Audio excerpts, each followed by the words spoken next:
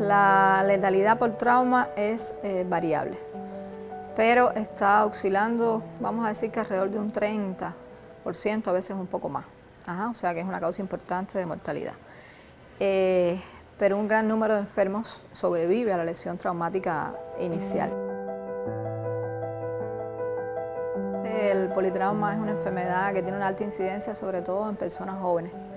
De hecho, ha representado entre la cuarta y la quinta causa de mortalidad y se considera la primera causa de años de vida potencialmente perdidos en las personas por debajo de los 50 años.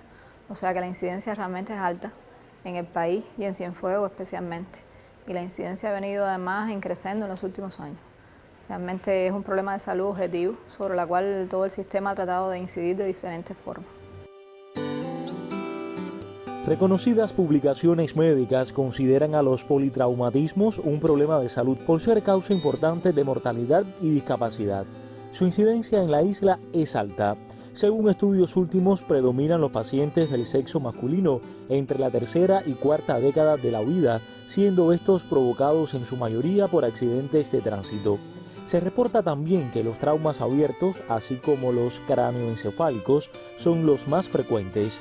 La utilización de la ventilación mecánica en pacientes que lo requieren provoca en muchas ocasiones una neumonía asociada, lo que añade complicaciones al tratamiento. Los traumatismos no son solamente por accidentes de tránsito, o sea, hay múltiples causas que pueden ocasionar traumas graves o politraumatizados, como lo conoce la población. Los accidentes de tránsito, por supuesto, son la primera causa. O sea, la primera causa de los politraumatizados son los accidentes de tránsito. Pero además están las caídas, están las quemaduras, están las heridas por armas blancas, las heridas por arma de fuego. O sea, todo aquello que ocasione una pérdida de la integridad física por una causa generalmente accidental y potencialmente evitable, que es importante. En el caso de los traumas, que generalmente pueden ser causas evitables, pero son múltiples las causas que pueden ocasionar en realidad un politraumatizado.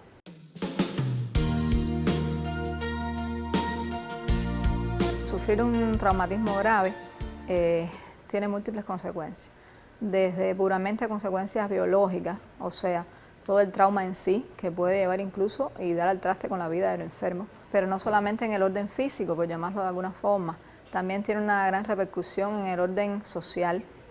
Repito, es causa de muerte en personas jóvenes, es una de las principales causas de muerte en personas jóvenes. Tiene muchas consecuencias también en el orden de la discapacidad. Muchos pacientes, sobre todo los que reciben trauma de cráneo y los que reciben trauma de extremidades, pueden quedar con cierto grado de discapacidad, incluso quedar desgraciadamente en estados neurovegetativos y necesitar de mucho tiempo de rehabilitación, que eso también implica un costo también. Y además tiene consecuencias en el orden psicológico. Los pacientes después que sufren un trauma grave, y no solamente el paciente, sino también la familia, eso genera también varios disturbios en el orden psicológico que los pueden afectar. O sea, de manera general son muchas las complicaciones y las consecuencias que puede ocasionar en realidad sufrir de un trauma grave.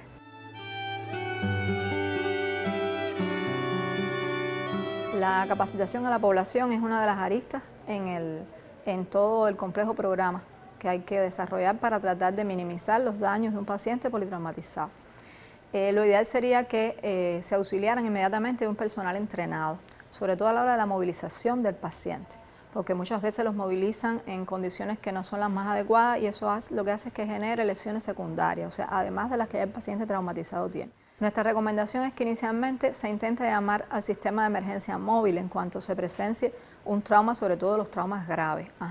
Nuestro sistema de emergencia móvil que se localiza a través de la extensión 104, que está disponible las 24 horas y de esa forma se trata de activar el sistema de emergencia móvil.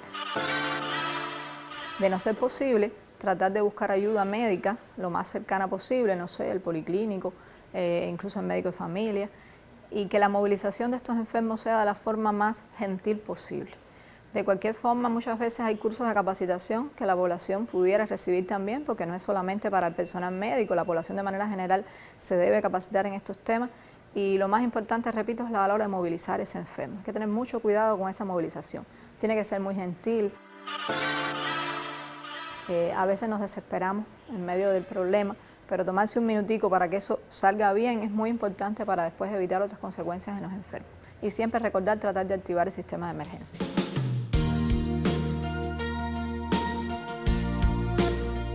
Nuestro hospital tiene el acceso al trauma grave a través del Código Rojo. Ya nuestra población conoce cuál es el acceso del Código Rojo, que es el que está frente a la base de ambulancia, o sea, la entrada del hospital del Código Rojo. Ahí está ubicada nuestra unidad de cuidados intensivos emergentes, donde está el salón donde se atienden los politraumatizados. Aquí los pacientes son recibidos y evaluados por un equipo multidisciplinario, que está liderado por el cirujano y el intensivista que está de guardia. En nuestra UCI siempre hay un intensivista 24 horas que recibe a estos pacientes e inmediatamente los cirujanos se incorporan al tratamiento y a la conducta del caso.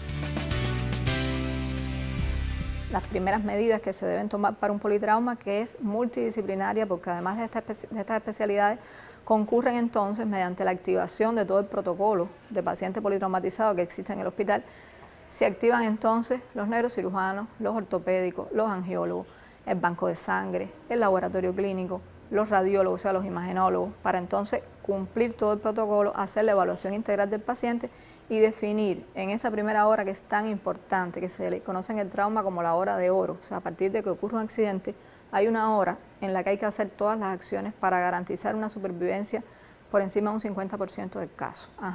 En esa primera hora se garantizan todas estas medidas que le estamos explicando, inmediatamente se define cuáles son los sitios que fueron afectados por el traumatismo, entonces se desarrolla el tratamiento definitivo, ya sea en el salón de operaciones, ya sea en la sala de terapia intensiva, en dependencia, por supuesto, del sitio del trauma.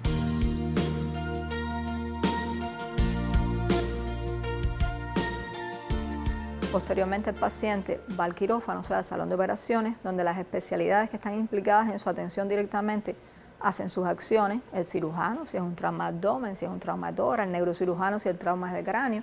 Se toman todas estas primeras medidas y posteriormente el paciente es trasladado a la unidad de cuidados intensivos polivalentes. Ahí de igual forma se sigue atendiendo entonces por los intensivistas, por el equipo de enfermería de la terapia intensiva, que están todos capacitados para atender este tipo de pacientes, y van concurriendo las especialidades que tienen que ver también ya más específicamente con el tipo de trauma que tenga el enfermo.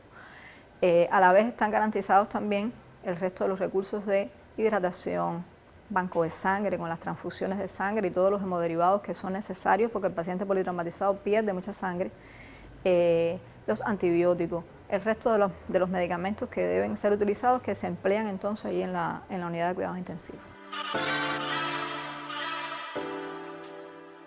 Como demandan de una atención multidisciplinaria y demandan de mucho empleo de los recursos de la terapia intensiva, como los ventiladores artificiales, muchos demandan además de neuromonitoreo.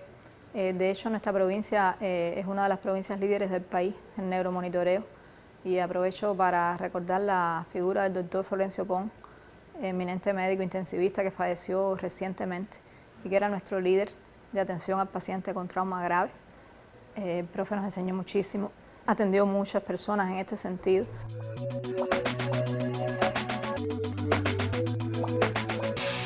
Toda esta demanda de asistencia médica, claro que también genera otras complicaciones, como las infecciones, el shock, la exsanguinación. Los pacientes se exsanguinan, o sea, se quedan sin sangre por el shock hipovolémico.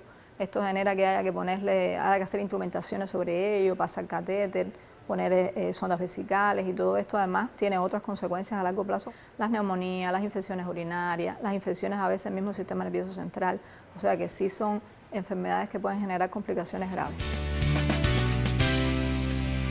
Sí tenemos pacientes que han logrado sobrevivir a estos eventos y han quedado después con cierto grado de discapacidad, pero que incluso a largo plazo se han logrado rehabilitar.